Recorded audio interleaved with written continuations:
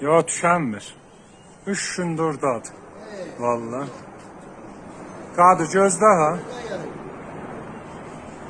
O da Qadirlə çıxır elə.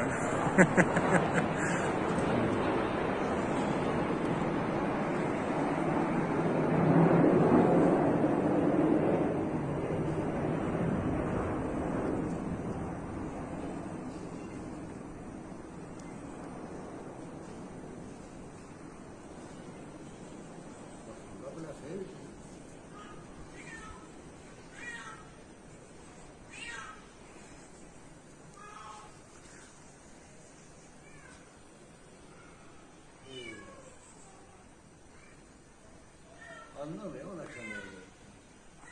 Dünən Ateşşaniyə zəh verdik, gəlmədi. Deyə zəh verin, idarəyə bərqi gəlsin. Koyma gidelim bakalım. Qadir gözdə. Qorxur ha. Qorxur. Neçə gün oradadır, qorxur. Qadir, o ha boynunun dalısından yapış. O yapış götürəcək.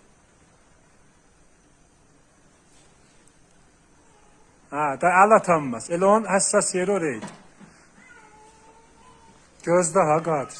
Önüne geliyor falan, ne pişe göre. At yere sar onları. Ha, o da. Oradan götürersen. Bak, yazık gün özündən zahlayıb. Sağın gözüne çok.